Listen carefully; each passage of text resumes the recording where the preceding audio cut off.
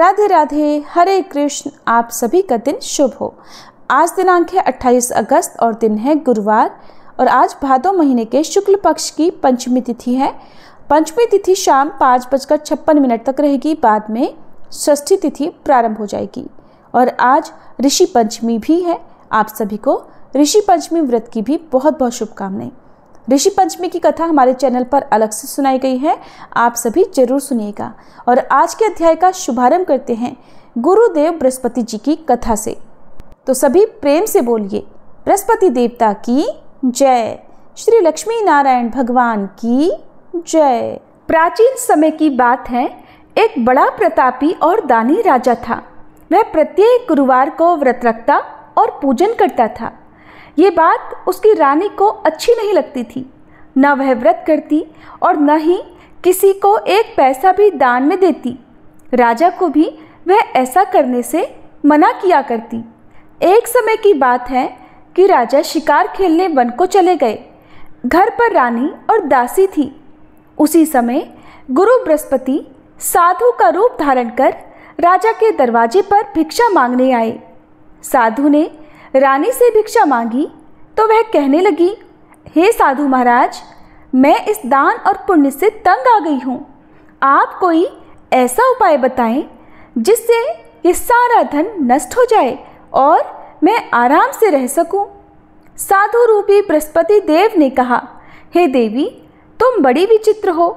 संतान और धन से भी कोई दुखी होता है। अगर तुम्हारे पास धन अधिक है तो इसे शुभ कार्यों में लगाओ जिससे तुम्हारे दोनों लोक सुधरें। परंतु साधु की इन बातों से रानी खुश नहीं हुई। उसने कहा, मुझे ऐसे धन की आवश्यकता नहीं जिसे मैं अन्य लोगों को दान दूं और जिसको संभालने में ही मेरा सारा समय नष्ट हो जाए। साधु ने कहा, यदि तुम्हारी ऐसी ही इच्छा है तो जैसा मैं तुम्हें बताता हूँ तुम वैसा ही करना। बृहस्पतिवार के दिन घर को गोबर से लीपना, अपने केशों को पीली मिट्टी से धोना, केशों को धोते समय स्नान करना और राजा से दाढ़ी बनवाने को कहना, भोजन में मांस मदिरा खाना, कपड़ा धोबी के यहाँ धुलने डालना। इस प्रकार 7 बृहस्पतिवार करने से तुम्हारा सारा धन नष्ट हो जाएगा। ऐसा कहकर साधु बने बृहस्पति देव अंतर्ध्यान हो गए।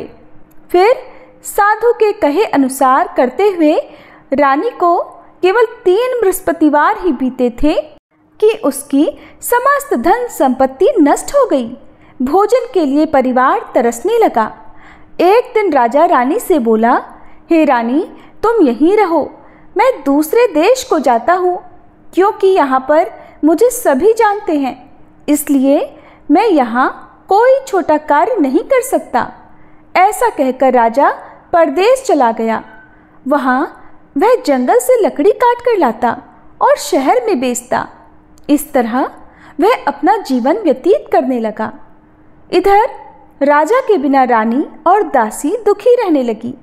एक समय जब रानी और दासियों को 7 दिन बिना भोजन के रहना पड़ा तो रानी ने अपनी दासी से कहा, हे दासी, पास ही के नगर में मेरी बहन रहती है, वह बड़ी धनवान है।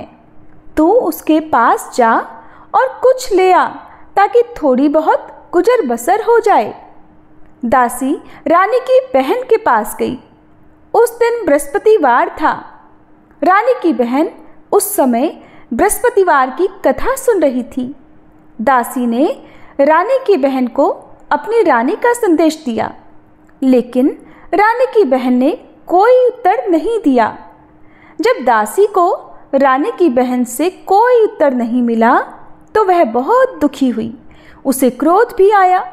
दासी ने वापस आकर रानी को सारी बात बता दी। सुनकर रानी ने अपने भाग्य को कोसा।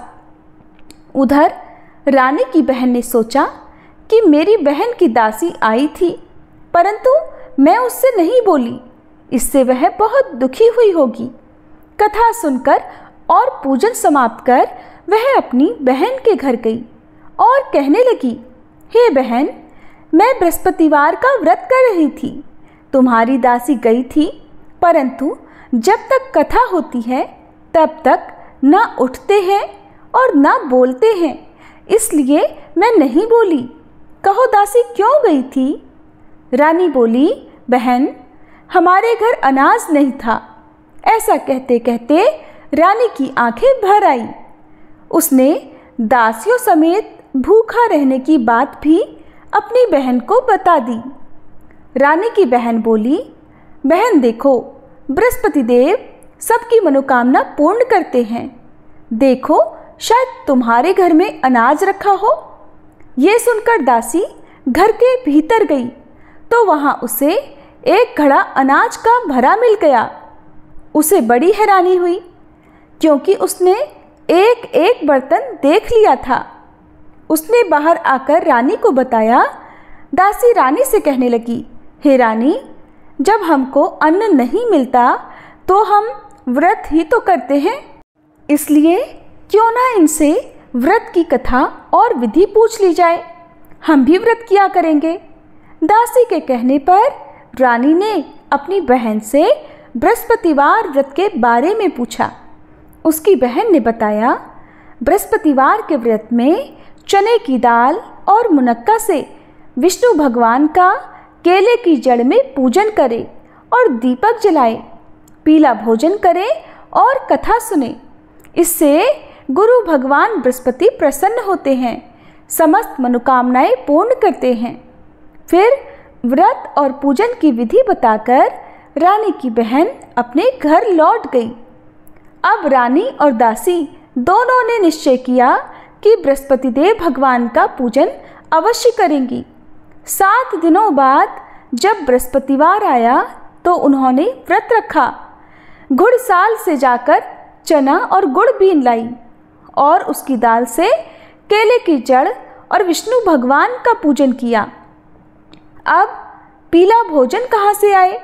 दोनों बड़ी दुखी हुई, परंतु उन्होंने व्रत किया था, इसलिए बृहस्पति देव भगवान प्रसन्न थे।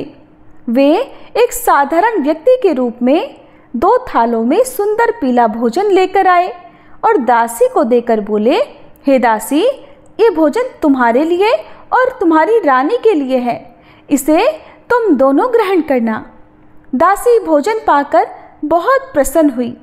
उसने रानी को सारी बात बताई। उसके बाद से वे प्रत्येक बृहस्पतिवार को बृहस्पति देव का व्रत और पूजन करने लगी। बृहस्पति भगवान की कृपा से उनके पास धन हो गया, परंतु अब रानी फिर पहले की तरह आलस्य करने लगी। तब दासी बोली, देखो रानी, तुम पहले भी इसी प्रकार आलस्य करती थी। तुम्हें धन के रखने में कष्ट होता था, इसी कारण सभी धन नष्ट हो गया। अब बृहस्पति देव की कृपा से हमें धन मिला है तो फिर तुम्हें आलस्य होता है। बड़ी मुश्किलों के बाद हमने ये धन पाया है, इसलिए हमें दान पुण्य करना चाहिए। अब तुम भूखे मनुष्यों को भोजन कराओ, प्याऊ लगवाओ, ब्राह्मणों को दान दो, कुआं, तालाब, बावड़ी आदि का निर्माण करवाओ, मंदिर पाठशाला बनवाकर ज्ञान दान दो, कुंवारी कन्याओं का विवाह करवाओ, अर्थात धन को शुभ कार्यों में खर्च करो, जिससे तुम्हारे कुल का यश बढ़े और स्वर्ग प्राप्त हो और पितर प्रसन्न हो। दासी की बात मानकर रानी शुभ कर्म करने लगी। उसका यश फैलने लगा। एक दिन रानी और दासी आपस में विचार करने लगी कि न जाने राजा किस दशा में होंगे। उनकी कोई खोज खबर भी नहीं है। उन्होंने श्रद्धापूर्वक बृहस्पति भगवान से प्रार्थना की कि राजा जहाँ कहीं भी हो शीघ्र वापस आ जाए। उधर राजा परदेश में बहुत दुखी रहने लगा। वह प्रतिदिन जंगल से लकड़ी बीन कर लाता और उसे शहर में बेचकर अपने दुखी जीवन को बड़ी कठिनाई से व्यतीत करता। एक दिन दुखी होकर अपनी पुरानी बातों को याद करके वह रोने लगा और उदास हो गया। ठीक उसी समय राजा के पास बृहस्पति देव साधु के वेश में आकर बोले, हे लकड़हारे, तुम इस सुनसान जंगल में किस चिंता में बैठे हो, मुझे बताओ। ये सुन राजा के नेत्रों में जल भर आया। साधु की वंदना कर राजा ने संपूर्ण वृतांत सुना दिया। महात्मा दयालु होते हैं। वे राजा से बोले, हे राजा, तुम्हारी पत्नी ने बृहस्पति देव के प्रति अपराध किया था, जिसके कारण तुम्हारी ये दशा हुई। अब तुम किसी प्रकार की चिंता मत करो, भगवान तुम्हें पहले से अधिक धन देंगे। देखो, तुम्हारी पत्नी ने बृहस्पतिवार का व्रत प्रारंभ कर दिया है। अब तुम भी चने की दाल और गुड़ जल के लोटे में डालकर केले का पूजन करो, फिर कथा कहो या सुनो। बृहस्पति भगवान तुम्हारी सब कामनाओं को पूर्ण करेंगे। साधु की बात सुनकर राजा बोला, हे प्रभु, लकड़ी बेचकर इतना धन नहीं बचता जिससे भोजन करने के बाद मैं कुछ बचा सकूं, और मैंने रात्रि में अपनी रानी को व्याकुल देखा है। मेरे पास कोई साधन नहीं जिससे इसका समाचार जान सकूं। फिर मैं बृहस्पति देव की क्या कहानी कहूं, ये भी मुझको मालूम नहीं है।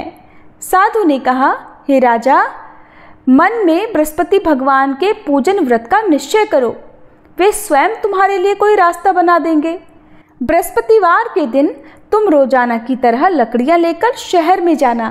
तुम्हें रोज से 2 गुना धन प्राप्त होगा, जिससे तुम भलीभांति भोजन कर लोगे और बृहस्पति देव की पूजा का सामान भी आ जाएगा।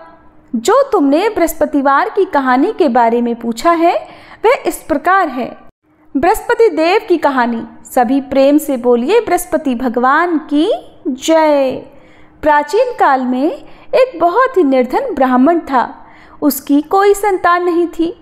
वह नित्य पूजा पाठ करता, लेकिन उसकी पत्नी न स्नान करती और न किसी देवता का पूजन करती। इस कारण ब्राह्मण देवता बहुत दुखी रहते थे।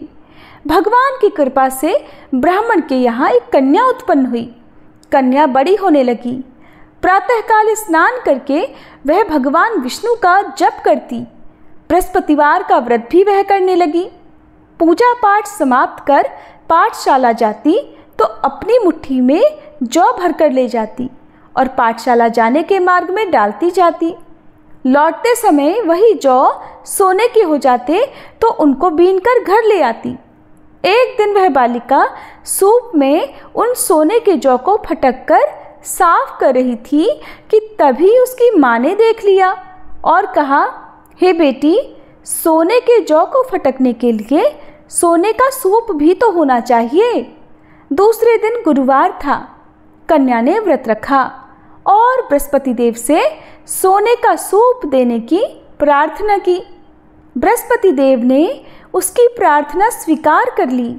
रोजाना की तरह वह कन्या जौ फैलाती हुई पाठशाला चली गई।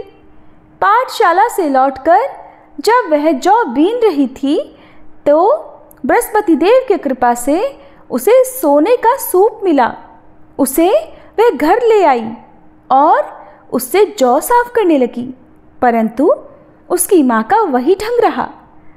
एक दिन की बात है, कन्या सोने के सूप में जब जौ साफ कर रही थी, उसी समय उस नगर का राजकुमार वहां से निकला। कन्या के रूप को देखकर वह उस पर मोहित हो गया। राजमहल आकर वह भोजन तथा जल त्याग कर उदास होकर लेट गया। राजा को जब राजकुमार द्वारा अन्न जल त्यागने का समाचार प्राप्त हुआ तो अपने मंत्रियों के साथ वह अपने पुत्र के पास गया और कारण पूछा। राजकुमार ने राजा को उस लड़की के घर का पता भी बता दिया। मंत्री उस लड़की के घर गया। मंत्री ने ब्राह्मण के समक्ष राजा की ओर से निवेदन किया और फिर जिसे ब्राह्मण देवता ने स्वीकार कर लिया। फिर कुछ ही दिनों के बाद ब्राह्मण की कन्या का विवाह राजकुमार के साथ संपन्न हो गया। इधर कन्या के घर से जाते ही ब्राह्मण के घर में पहले की तरह गरीबी का निवास हो गया। एक दिन दुखी होकर ब्राह्मण अपनी पुत्री से मिलने गए। पुत्री ने पिता की अवस्था को देखा और अपनी माँ का समाचार पूछा। ब्राह्मण देवता ने सभी हाल कह सुनाया। कन्या ने बहुत सा धन देकर अपने पिता को विदा कर दिया, लेकिन कुछ दिनों के बाद फिर वही हाल हो गया। ब्राह्मण फिर अपनी कन्या के यहाँ गया और सभी हाल कह सुनाया तो पुत्री कहने लगी, हे पिताजी, अब की बार आप माताजी को यहाँ लिवा लाओ। मैं उन्हें वह विधि बता दूंगी जिससे गरीबी दूर हो जाए। ब्राह्मण देवता अपनी पत्नी को साथ लेकर अपनी पुत्री के पास राजमहल पहुँचे तो पुत्री अपनी माँ को समझाने लगी, हे माँ, तुम प्रातःकाल स्नान आदि करके विष्णु भगवान का पूजन करो तो सब दरिद्रता दूर हो जाएगी। परंतु उसकी माँ ने उसकी एक बात भी नहीं मानी। वह तो प्रातःकाल उठकर अपनी पुत्री का बचा जूठन खा लेती थी। एक दिन उसकी पुत्री को बहुत गुस्सा आया। उसने अपनी माँ को एक कोठरी में बंद कर दिया। प्रातः उसे स्नान आदि करा के पूजा पाठ करवाया तो उसकी माँ की बुद्धि ठीक हो गई। इसके बाद वह नियम से पूजा पाठ करने और प्रत्येक बृहस्पतिवार को व्रत रखने लगी। इस व्रत के प्रभाव से मृत्यु के बाद वह स्वर्ग को गई। वह ब्राह्मण देवता भी सुखपूर्वक इस लोक का सुख भोग कर स्वर्ग को प्राप्त हुए। इस तरह कहानी कहकर साधु देवता वहीं आलोप हो गए। प्रेम से बोलिए बृहस्पति देवता की जय। धीरे धीरे समय व्यतीत होने पर फिर बृहस्पतिवार का दिन आया। राजा जंगल से लकड़ी काटकर शहर में बेचने गया। उसे उस दिन और दिनों से अधिक धन मिला। राजा ने गुड़ चने आदि लाकर बृहस्पतिवार का व्रत किया। उस दिन से उसके सभी क्लेश दूर हुए। परंतु जब अगला गुरुवार का दिन आया तो वह बृहस्पतिवार का व्रत करना भूल गया। इस कारण बृहस्पति भगवान नाराज हो गए। उस दिन उस नगर के राजा ने विशाल यज्ञ का आयोजन किया था। उसने अपने समस्त राज्य में घोषणा करवा दी कि समस्त जनता मेरे यहाँ भोजन करने आवे, किसी के घर चूल्हा ना जले। जो इस आज्ञा को नहीं मानेगा उसको फांसी की सजा दी जाएगी।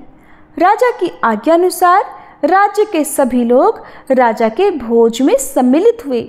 लेकिन लकड़हारा कुछ देर से पहुंचा, इसलिए राजा उसको अपने साथ महल में ले गए।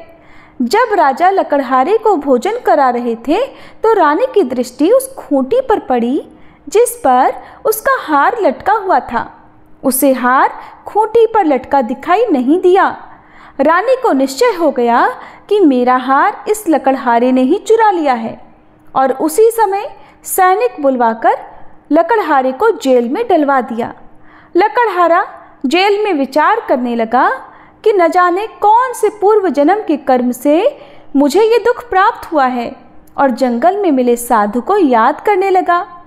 तत्काल बृहस्पति देव साधु के रूप में प्रकट हो गए और कहने लगे, अरे मूर्ख, तूने बृहस्पति देव की कथा नहीं की, इसी कारण तुझे दुख प्राप्त हुआ है। अब चिंता मत कर, बृहस्पतिवार के दिन जेल खाने के दरवाजे पर तुझे 4 पैसे पड़े मिलेंगे। उनसे तू बृहस्पति देव की पूजा करना, तेरे सभी कष्ट दूर हो जाएंगे। अगले बृहस्पतिवार उसे जेल के द्वार पर 4 पैसे मिले। राजा ने पूजा का सामान मंगवाकर कथा कही और प्रसाद बांटा। उसी रात्रि में बृहस्पति देव ने उस नगर के राजा को स्वप्न में कहा, हे राजा, तूने जिसे जेल में बंद किया है उसे कल छोड़ देना, वह निर्दोष है। राजा प्रातःकाल उठा और खूंटी पर हार देखकर लकड़हारे को बुलाकर क्षमा मांगी। राजा के योग्य सुंदर वस्त्र आभूषण भेंट कर उसे विदा कर दिया। गुरुदेव की आज्ञा अनुसार राजा अपने नगर को चल दिया। राजा जब नगर के निकट पहुंचा तो उसे बड़ा ही आश्चर्य हुआ, क्योंकि नगर में पहले से अधिक बाग, तालाब और कुएं तथा बहुत सी धर्मशालाएं, मंदिर आदि बने हुए थे। राजा ने पूछा कि ये किसका बाग और धर्मशाला है? तब नगर के सभी लोग कहने लगे कि ये सब रानी और दासी द्वारा बनवाए गए हैं। राजा को आश्चर्य हुआ और गुस्सा भी आया कि उसकी अनुपस्थिति में रानी के पास इतना धन कहाँ से आया होगा। जब रानी ने ये समाचार सुना कि राजा आ रहे हैं तो उसने अपनी दासी से कहा, हे दासी, देख, राजा हमको कितनी बुरी हालत में छोड़ गए थे। वो हमारी ऐसी हालत देखकर लौट ना जाएं, इसलिए तू दरवाजे पर खड़ी हो जा। रानी की आज्ञा अनुसार दासी दरवाजे पर खड़ी हो गई और जब राजा आए तो उन्हें अपने साथ महल में लिवा लाई। तब राजा ने क्रोध करके अपनी तलवार निकाली और पूछने लगा, बताओ ये धन तुम्हें कैसे प्राप्त हुआ है? तब रानी ने सारी कथा कह सुनाई। राजा ने निश्चय किया कि मैं प्रत्येक दिन में 3 बार कथा करूँगा और रोज व्रत किया करूँगा। अब तो हर समय राजा के दुपट्टे में चने की दाल बंधी रहती और वह दिन में 3 बार कथा कहता। एक दिन राजा ने विचार किया कि चलो अपनी बहन के यहाँ हो आऊं। इस तरह का निश्चय कर राजा घोड़े पर सवार हो अपनी बहन के यहाँ चल दिया। मार्ग में उसने देखा कि कुछ आदमी एक मुर्दे को लिए जा रहे हैं। उन्हें रोक कर राजा कहने लगा, अरे भाइयों, मेरी बृहस्पति की कथा सुन लो। वे बोले, लो हमारा तो आदमी मर गया है, इसको अपनी कथा की पड़ी है। परंतु कुछ आदमी बोले, अच्छा कहो, हम तुम्हारी कथा भी सुनेंगे। राजा ने दाल निकाली और कथा कहनी शुरू कर दी। जब कथा आधी हुई थी तो मुर्दा हिलने लगा और जब कथा समाप्त हुई तो राम राम करके वह मनुष्य खड़ा हो गया। राजा आगे बढ़ा। उसे चलते चलते शाम हो गई। आगे मार्ग में उसे एक किसान खेत में हल चलाता मिला। राजा ने उससे कथा सुनने का आग्रह किया तो वह किसान बोला, मैं जब तक तेरी कथा सुनूंगा तब तक 4 हरैया जोत लूंगा। जा, तू अपनी कथा किसी और को सुनाना। इस प्रकार किसान ने कथा सुनने के लिए मना कर दिया। राजा आगे चल पड़ा। राजा के हटते ही बैल पछाड़ खाकर गिर गए और किसान के पेट में बहुत जोर से दर्द होने लगा। उसी समय किसान की माँ रोटी लेकर आई।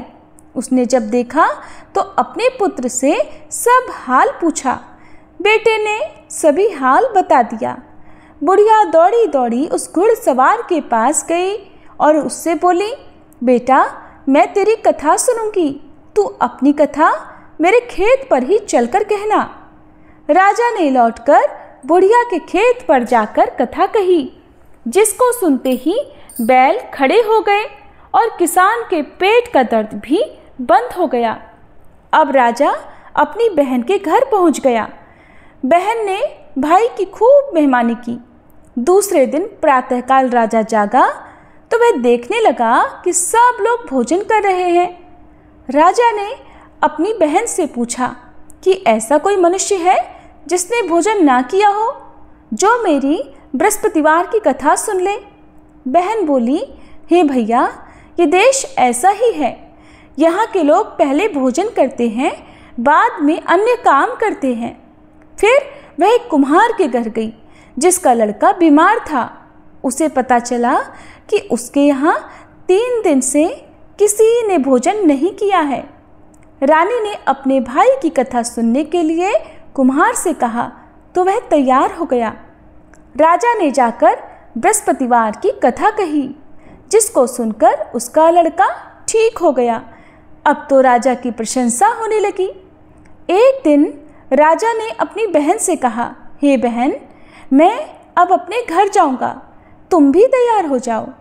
राजा की बहन ने अपनी सास से अपने भाई के साथ जाने की आज्ञा मांगी। सास बोली, चली जा, परंतु अपने लड़कों को मत ले जाना, क्योंकि तेरे भाई के कोई संतान नहीं होती है। बहन ने अपने भाई से कहा, हे भैया, मैं तो चलूंगी, परंतु कोई बालक नहीं जाएगा। तब राजा बोला, जब कोई बालक नहीं जाएगा तब तुम भी जाकर क्या करोगी? अब राजा अपनी बहन को भी छोड़कर दुखी मन से अपने नगर को लौट आया। राजा ने अपनी रानी से आकर सारी बात बताई और बिना भोजन किए वह शैया पर लेट गया। रानी बोली, हे प्रभु, बृहस्पति देव ने हमें सब कुछ दिया है, वे हमें संतान भी अवश्य देंगे। और उसी रात बृहस्पति देव ने राजा को स्वप्न में कहा, हे राजा, उठ, सभी सोच त्याग दे, तेरी रानी गर्भवती है। राजा को ये जानकर बड़ी प्रसन्नता हुई और फिर 9वें महीने रानी के गर्भ से एक सुंदर पुत्र पैदा हुआ। तब राजा बोला, हे रानी, स्त्री बिना भोजन के रह सकती है, परंतु बिना कहे नहीं रह सकती। जब मेरी बहन आए तब तुम उससे कुछ मत कहना। रानी ने हाँ कर दी। जब राजा की बहन ने ये शुभ समाचार सुना तो वह बड़ी खुश हुई और बधाई लेकर अपने भाई के यहाँ आई। रानी ने तब उसे आने का उलाहना दिया। तब बहन बोली, भाभी, अगर मैं इस प्रकार ना कहती तो तुम्हारे घर संतान कैसे होती? बृहस्पति देव सभी की कामनाएं पूर्ण करते हैं। जो सद्भावना पूर्वक बृहस्पतिवार का व्रत करता है और कथा पढ़ता है अथवा सुनता है और दूसरों को सुनाता है, बृहस्पति देव उनकी सभी मनोकामनाएं पूर्ण करते हैं, उनकी सदैव रक्षा करते हैं। जो संसार में सद्भावना से गुरुदेव का पूजन और व्रत सच्चे हृदय से करते हैं, जैसी सच्ची भावना से रानी और राजा ने बृहस्पति देव की कथा का गुणगान किया, तो उनकी सभी इच्छाएं बृहस्पति देव ने पूर्ण की।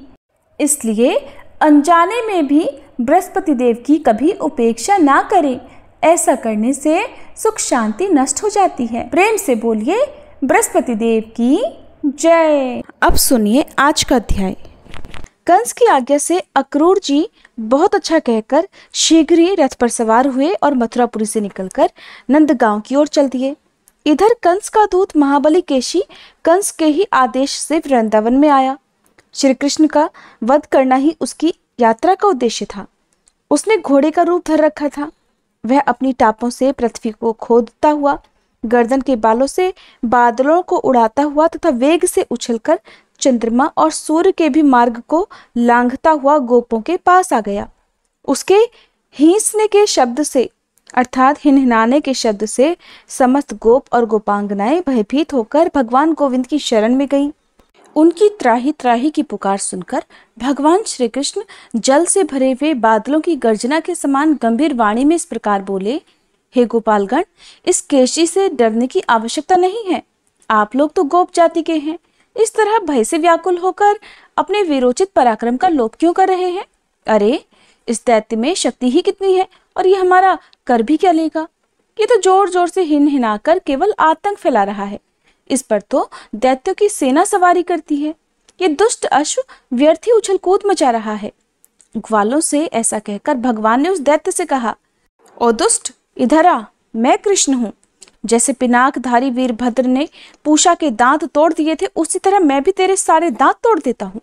ऐसा कहकर भगवान श्री कृष्ण केशी के सामने गए। वह दैत्य भी मुंह फैलाकर उनकी ओर दौड़ पड़ा। श्री कृष्ण ने अपनी बाहों को बढ़ाकर दुष्ट केशी के मुंह में घुसेड़ दिया।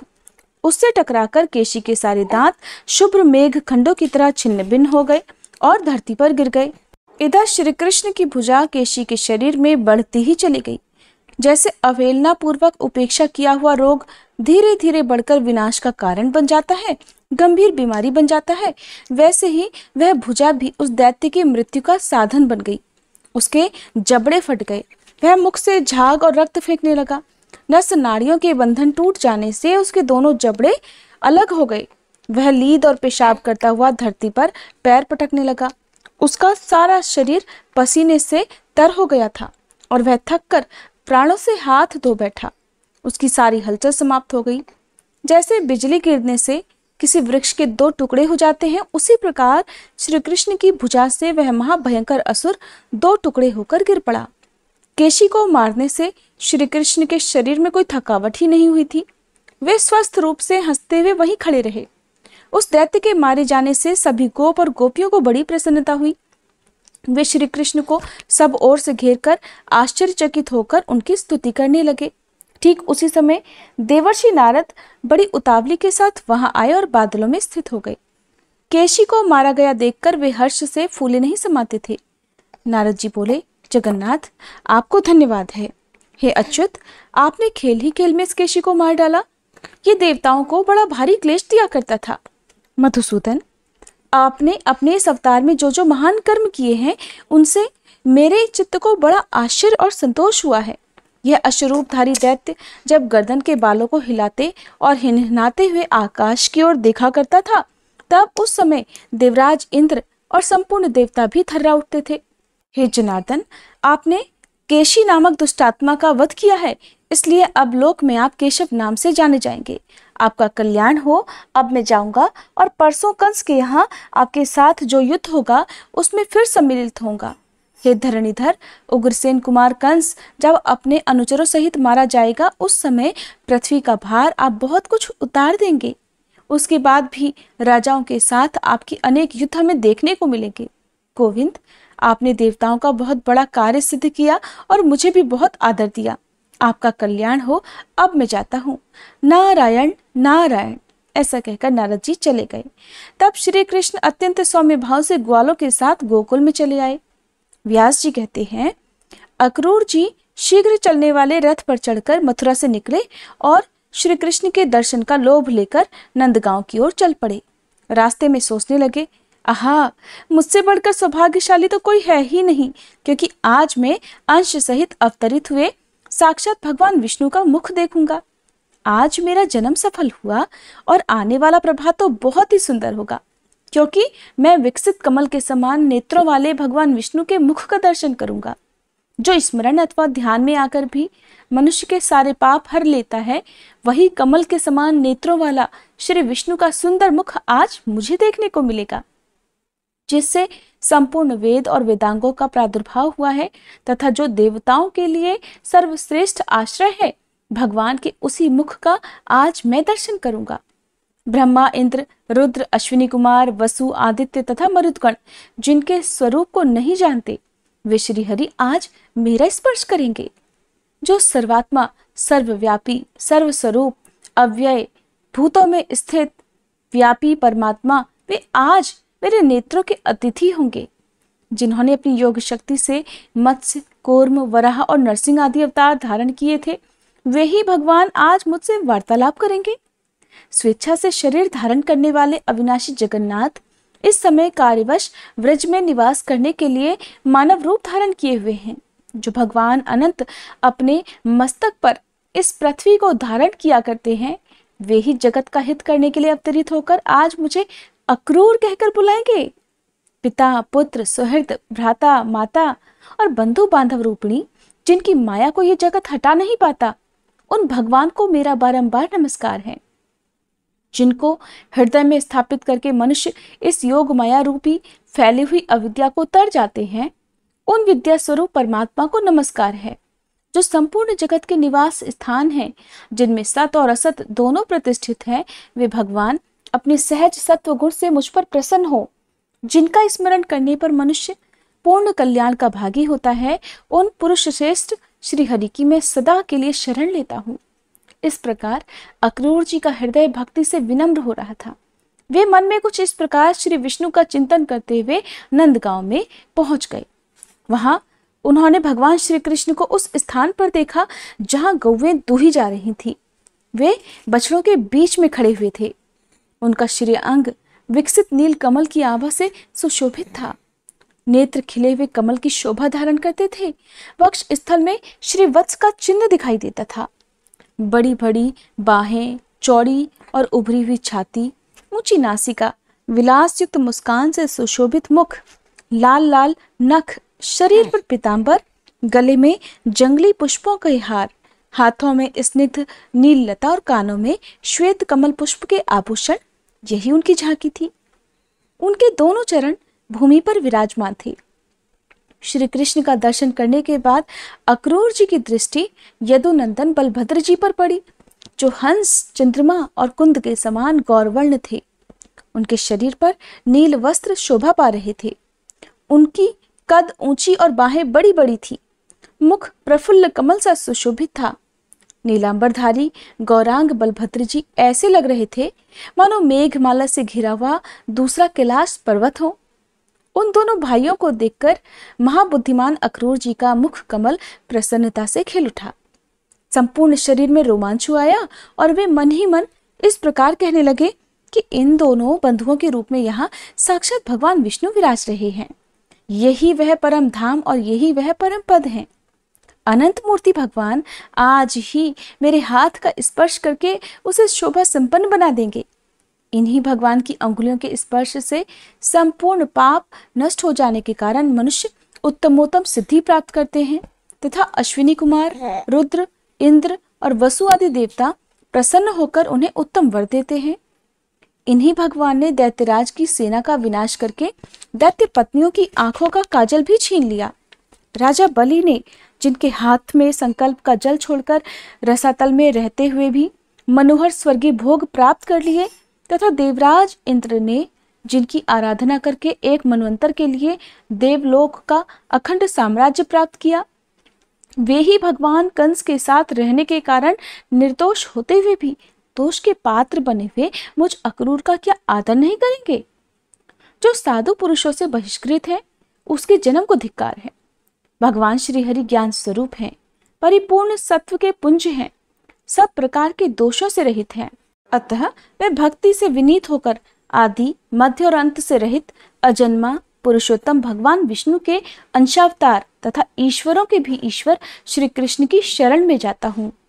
इस प्रकार मन ही मन विचार करते हुए वे भगवान श्री कृष्ण के पास गए और मैं यदुवंशी अक्रूर हूँ ऐसा कहकर उनके चरणों में गिर पड़े।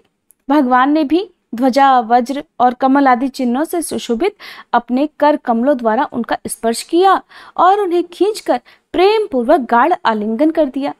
फिर बलराम और श्री कृष्ण ने भी उनसे वार्तालाप किया और उन्हें साथ लेकर अपने भवन में चले गए।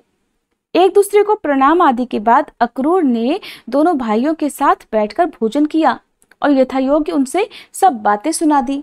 दुरात्मा दानव कंस ने वसुदेव और देवकी को जिस प्रकार धमकाया था, उग्रसेन के प्रति जैसा उसका बर्ताव था और जिस उद्देश्य से कंस ने उन्हें ब्रिज में भेजा था, वह सब विस्तार के साथ कह सुनाया। सुनकर भगवान श्री कृष्ण ने कहा, ये सब बातें तो मुझे ज्ञात है। इस विषय में जो उचित कर्तव्य है उसे मैं करूंगा अक्रूर जी, आप अन्यथा विचार मत करें। कंस को अब मारा गया ही समझे। मैं बलराम जी सहित कल आपके साथ मथुरा चलूंगा। बड़े बूढ़े गोप भी भेंट की बहुत सी सामग्री लेकर जाएंगे। वीर, आप किसी प्रकार की चिंता मत करें, आराम से यहाँ रात बिताएं। आज से 3 रात के भीतर ही मैं अनुचरों सहित कंस को मार डालूंगा। इसके बाद गोपों को मथुरा चलने का आदेश देकर अक्रूर जी, श्री कृष्ण तथा बलराम जी नंद के घर में सो गए। सवेरा होने पर महाबली बलराम और श्री कृष्ण अक्रूर जी के साथ मथुरा जाने को तैयार हो गए। ये देखकर गोपियों के नेत्रों में आंसू भर आए। वे चिंता से इतनी दुर्बल हो गईं कि उनके कंगन और बाजूबंद खिसक खिसक कर नीचे गिरने लगे।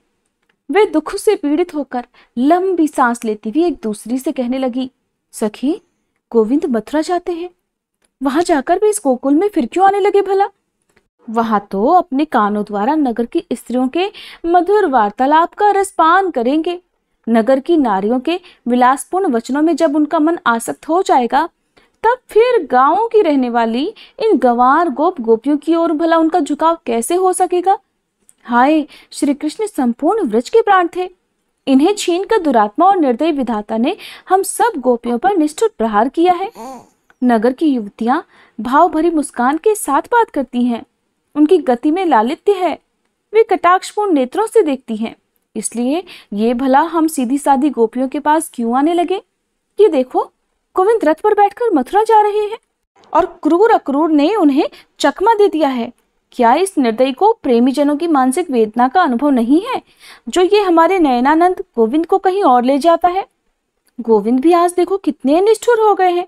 देखो ना, बलराम जी के साथ रथ पर बैठकर जा रहे हैं। अरे जल्दी से इन्हें रोको, देर मत करो। ए, क्या कहती हो? गुरुजनों के सामने हमारा कुछ बोलना उचित नहीं है। अरे हम तो यूं ही विरह की आग में जल रही हैं। अब ये गुरुजन हमारा क्या कर लेंगे? हाय, ये नंद बाबा आदि भी जाने को तैयार है। कोई भी श्री कृष्ण को लौटाने का प्रयास नहीं कर रहा। आज मथुरा वासिनी युवतियों के नेत्र रूपी भ्रमर श्री कृष्ण के मुख कमल का मकरंद पान करेंगे।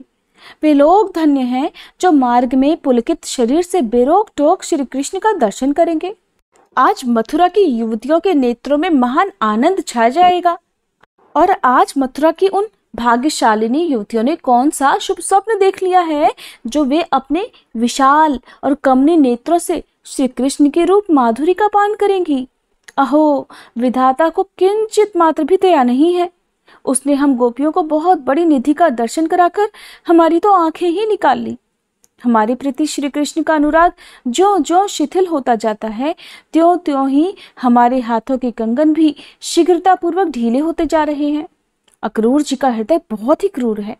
वह घोड़ों को बहुत जल्दी जल्दी हाँकता है। उसे हम जैसी दुखी स्त्रियों पर भला कब से दया आने लगी। अरे वो देखो, श्री कृष्ण के रथ की धूल बहुत ऊंचे पर दिखाई देती है। हाय, अब तो वो धूल भी नहीं दिखाई देती। अब वो भगवान को बहुत दूर ले गई। इस प्रकार गोपियों के अत्यंत अनुराग पूर्वक देखते ही देखते बलराम जी सहित श्री कृष्ण ने ब्रज के उस भूभाग का परित्याग कर दिया, अर्थात वहां से चले गए। रथ के घोड़े बहुत तेज चलने वाले थे, इसलिए बलराम जी, अक्रूर जी और श्री कृष्ण दोपहर होते होते मथुरा के समीपवर्ती यमुना तट पर पहुंच गए। तब अक्रूर जी ने श्री कृष्ण से कहा, आप दोनों भाई यही रथ पर बैठे रहें, तब तक मैं यमुना के जल में नैतिक स्नान और पूजन कर लेता हूँ। श्री कृष्ण ने बहुत अच्छा कहकर उनकी बात मान ली। परम बुद्धिमान अक्रूर जी ने यमुना के जल में प्रवेश करके स्नान और आचमन किया। इसके बाद वे परब्रह्म का चिंतन करने लगे। उन्हें जल के भीतर सहस्त्रों फनों से युक्त बलभद्र जी दिखाई दिए। उनका शरीर कुंद के समान गौर और नेत्र कमल पत्र के समान विशाल थे। वासुकी तथा डिंभ आदि बड़े बड़े नाग उन्हें घेर कर उनकी स्तुति कर रहे थे। गले में सुगंधित वदमाला उनकी शोभा बढ़ा रही थी। वे 2 नील वस्त्र और सुंदर कर्ण आभूषण धारण किए मनोहर गेंडुली मारे जल के भीतर विराजमान थे। उनकी गोद में भगवान श्री कृष्ण दिखाई दिए, जो सजल मेघ के समान श्याम, किंचित लालिमा युक्त विशाल नेत्रों वाले, चतुर्भुज, सुंदर और चक्र आदि आयुधों से विभूषित थे। उन्होंने 2 पीतांबर धारण कर रखे थे। विचित्र विचित्र हार उनकी शोभा बढ़ाते थे। इंद्रधनुष और विद्युन्माला से विभूषित मेघ की तरह उनकी विचित्र शोभा हो रही थी। वक्ष स्थल में श्रीवत्स चिन्ह सुशोभित था। भुजाओं में भुजबंद और मस्तक पर मुकुट दीप्यमान था। उनके कानों में कमल पुष्प कुंडल का काम कर रहा था। सनंदन आदि पाप रहित सिद्ध योगी नाक के अग्रभाग पर दृष्टि जमाए मन ही मन भगवान का ध्यान करते थे। बलराम जी और श्री कृष्ण को वहां पहचान कर अक्रूर जी बड़े आश्चर्य में पड़ गए।